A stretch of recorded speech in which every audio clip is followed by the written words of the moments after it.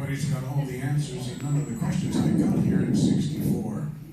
The budget was $125 million for the whole state. You threw in $10 for education. And I have a hard time looking around now and trying to see the improvements that these billions of dollars have given us. I have a hard time. I guess I want to answer that in two ways. Number one, Joe, there was an income tax due. There was a substantial, a healthy income tax that paid up to 40% of the general fund revenues of the state of Alaska then. I'm not talking about where it came from. I'm talking about that they operated the No, but you point out the school tax. There was an income tax due. The second thing I would point out is you have to look at it. Everything from the Egan Center to the Sullivan Arena to the AC couplet to improvements in highways to there are also some higher paid teachers and government employees.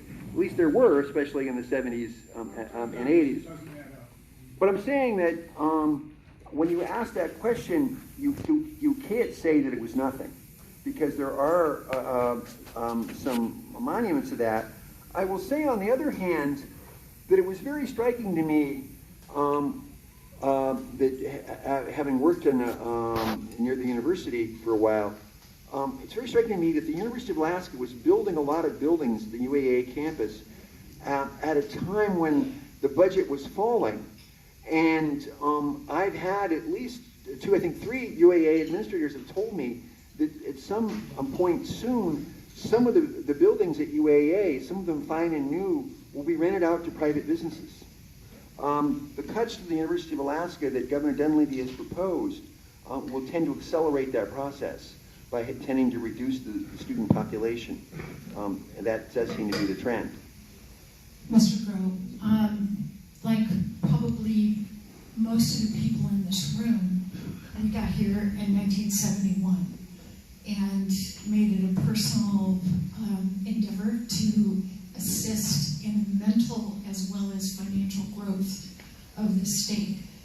And what you are addressing is a complete turnaround of an effort of that sort that would certainly impact not only the people who have built their lives here, but certainly all of the internationals, of which I understand there's 107 languages in the school system now. So we have a reality that is very unlike what you are envisioning. You have not addressed the impact of the possible recall and citizen revolt on this current governor and his fiscal strategies, and you've not addressed the possible impact of saving some of our oil revenue if in fact the fair share idea were to go forward. Would you please comment? Yeah, I think it's a bad plan. That's why I signed the recall petition. That would be one of the reasons I signed it. Secondly, I would say that there is some money to be made in oil taxes, the additional revenues, if that initiative passes. I would say three things. Number one, it might not pass, and the people of Alaska have to think about that. That has been number two. Even if it did pass, it's the second and third thing both. The long-run decline in oil in oil production in Alaska is going to, over the long run, make it harder to live on higher oil taxes alone as a strategy for the state to make up the gap. And that's why, as I said, people need to think about, in my own personal view, a variety of approaches to address this. That whether or not oil taxes are included, there's going to have to be other changes as well, because of, like I said, the long-run decline in oil revenues and the substantial live possibility that the oil tax initiative will not pass. That's why, it's like I said, one of the initiative sponsors said, hey Cliff, maybe if the legislature is threatened by what at that point was a $1 billion tax increase on the oil industry and the initiative, they might pass a $500 million tax increase through as legislation. I mean, in the sense that a view of it that was a little bit is a partial loaf, I guess, idea that was thrown out.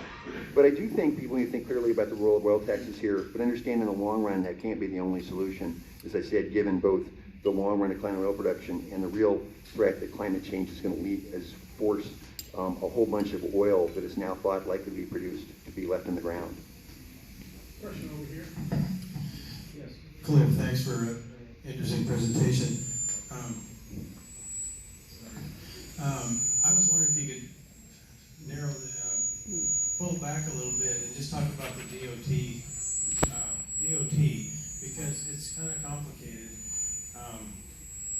with matching funds and airport revenues and matching funds for highways as an example. I mean, to the tens and hundreds of millions of dollars in airports. So I wonder if you could just talk about that. Right. That's actually another pressure here. And when I write about this, as soon as I'm writing a series of columns on this, another pressure that's not shown in that graphic, and I'll go back to it because I think it is a useful one to think about.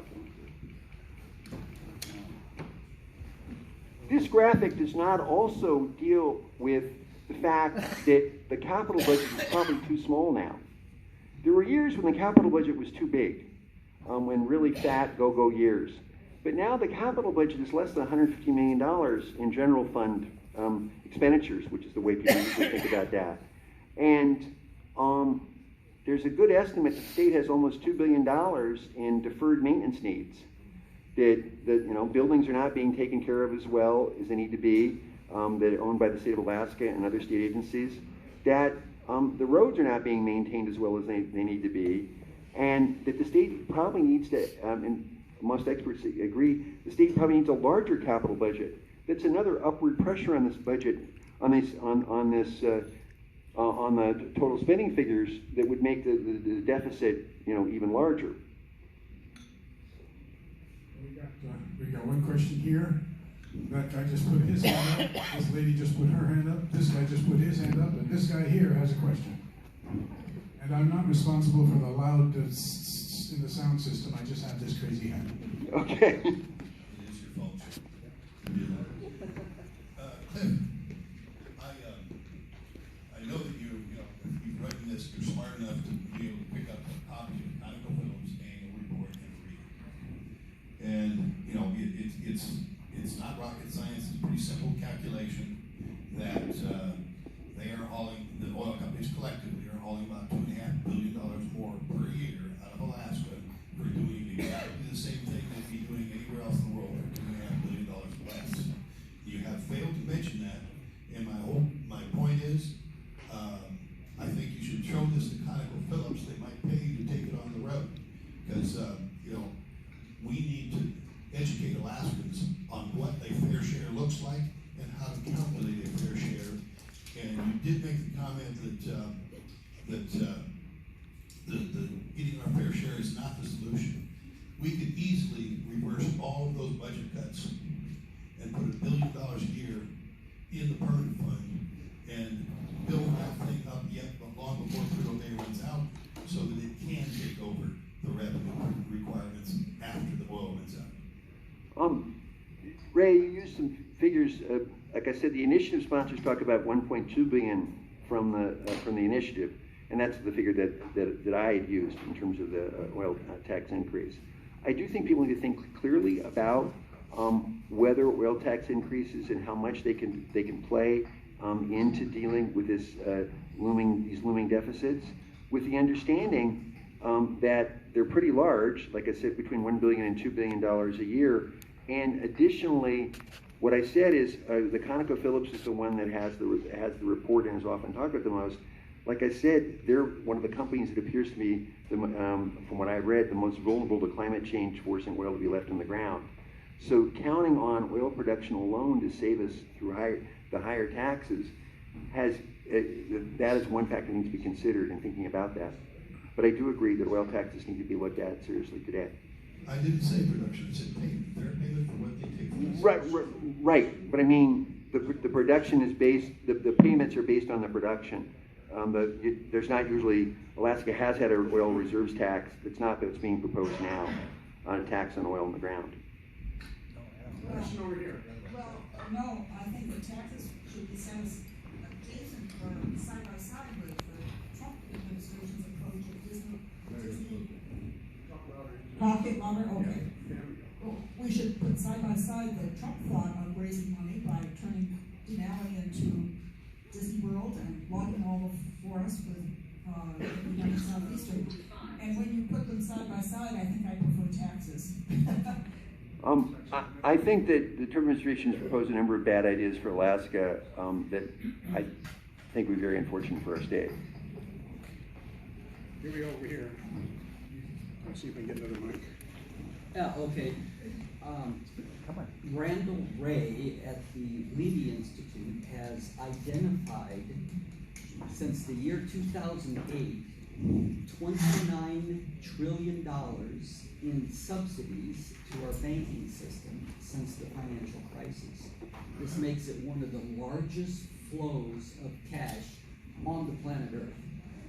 And my point always is that the state of Alaska needs to create the financial mechanisms whereby we can access this cash flow.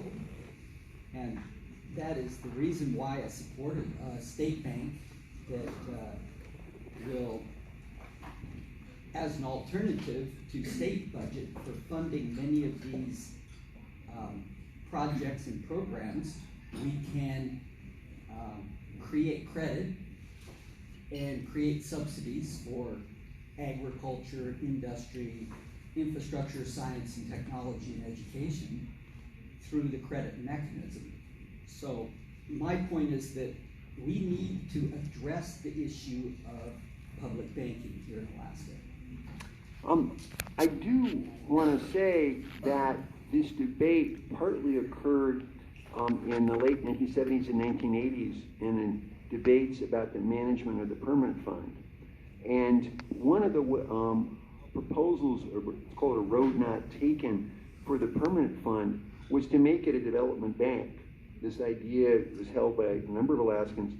The most prominent of them was a state senator named George Holman from the Bethel area. That came relatively close to succeeding, and did not ultimately came up with the management system we have today for the permanent fund, which is in law. Additionally, in the early 1980s in particular, there were all kinds of programs the state had for subsidized loans of various kinds. I personally benefited from a subsidized loan. That's how a big way I paid my way to go through law school, was from a 5% student loan that the state of Alaska gave me at a time when the interest rate for the most favorable borrowers, the lowest interest rate was more like 12 or 13 or 14%, the prime interest rate.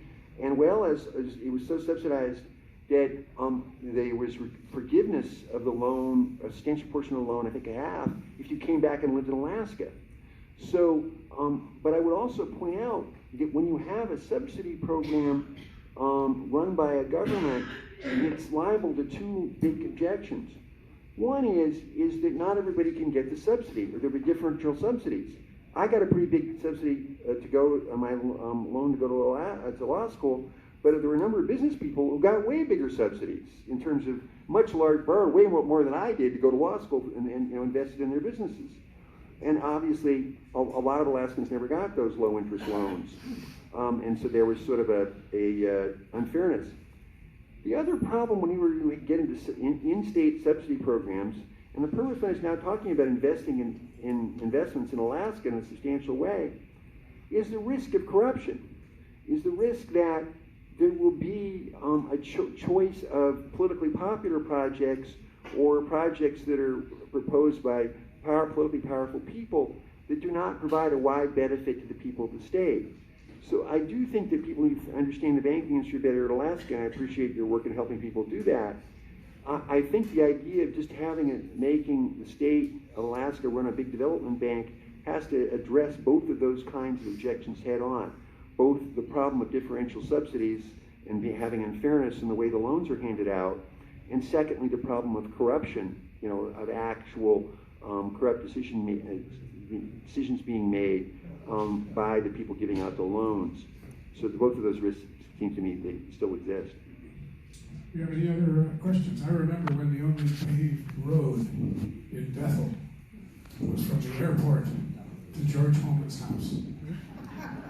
Mr. Holman spent... Everything was okay. In the timber ribs in Bethel with the medical supplies, everything Mr. Homan did spend some time as a guest of the state. Yes, he did. I Right. was involved in that case. Right. Do we have a question? Oh, no, we don't have a question. My God, we got an answer. Don't let me down, boy. Thank you very much for the presentation, Cliff.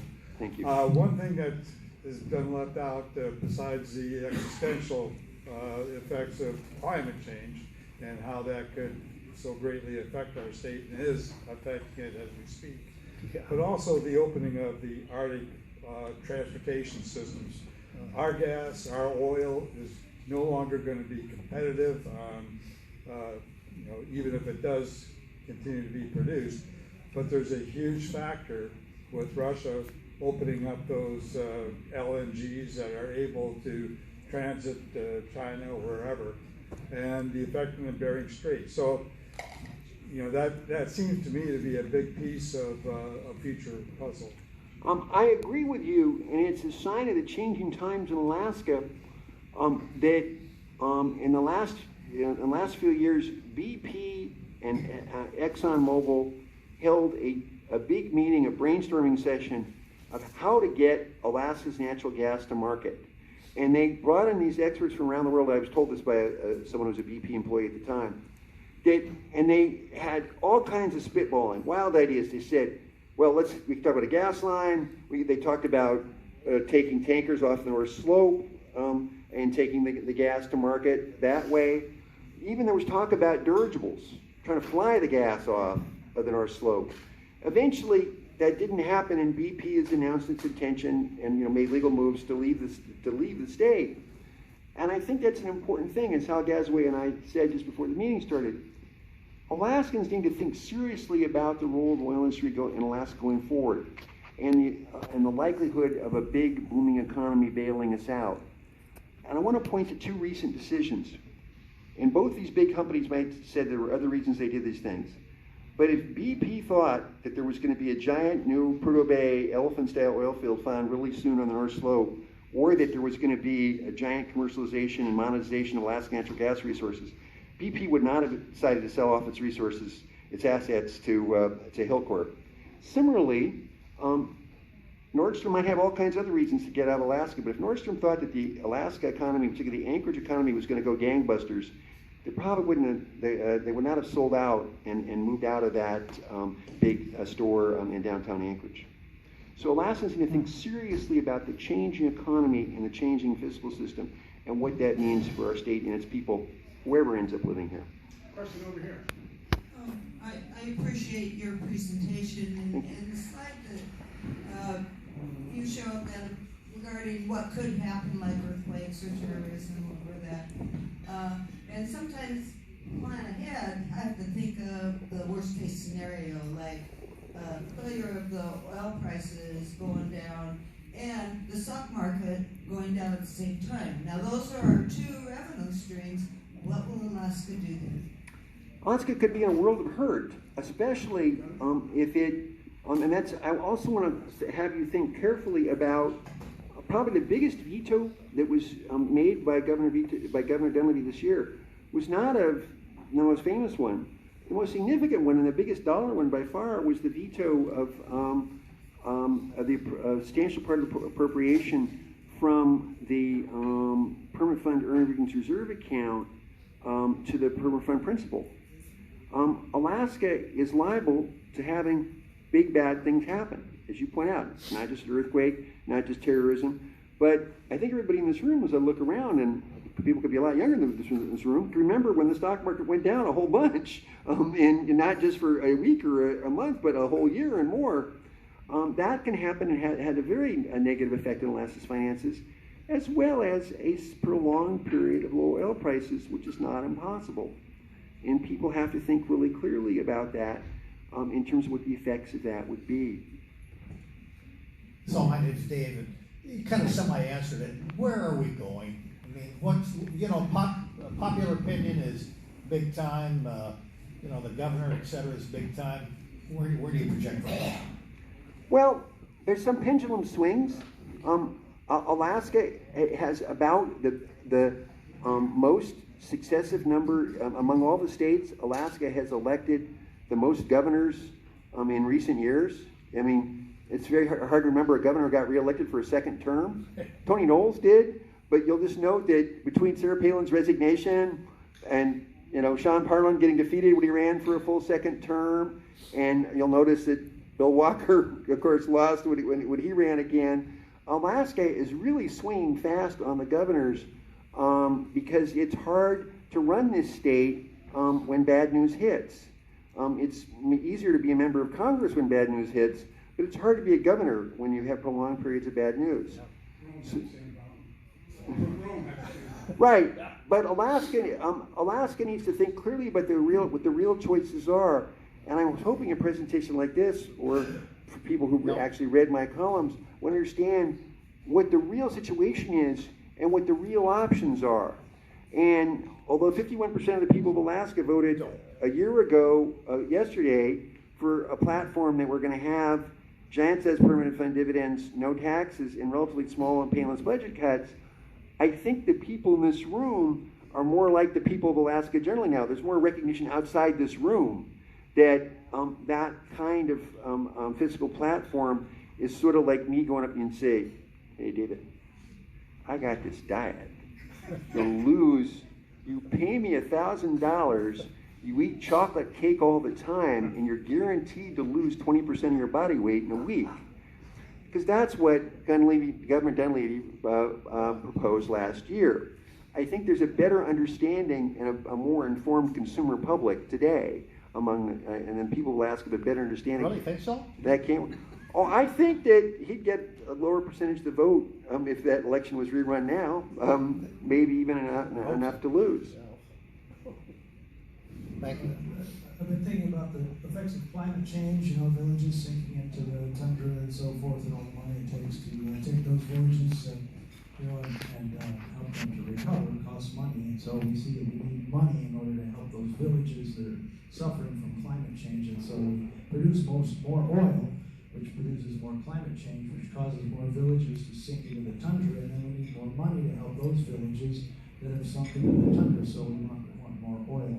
And also, we might have climate refugees moving in from other parts of the world. What a frightening dose of reality, for God's sake. Who do you think you are? Threatening all this. Can't fix it all. I will say that people need to think clearly. On the other hand, want to make you feel better. The New York Times wrote a few years ago that Anchorage is going to be a primo spot for climate, you know, in 20 years. I will tell you, my wife and I traveled in 2015 to New Zealand and Australia, and I kept reading about, in the paper, about people who kept talking about, we're going to be, and this is in the South Island of New Zealand and in Tasmania, by far the southernmost part of Australia. They said, we'll be climate change winners, right? You know, all these farms are going to get destroyed farther north, and then we'll have all this, still have good weather and a lot of water. Climate change is going to create a bunch of losers, and I don't know how many winners.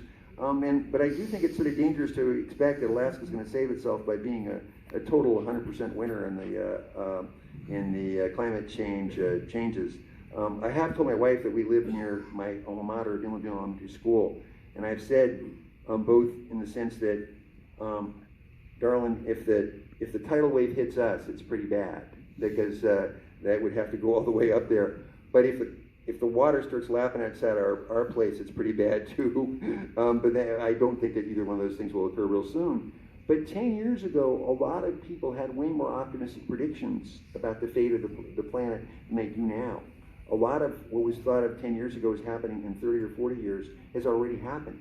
When sweat is dripping off my nose in July in Anchorage, as it did back around the 4th of July, that's a real bad sign. That's almost like science fiction. Well, that's the Bartlett thing to say. Thank you very much.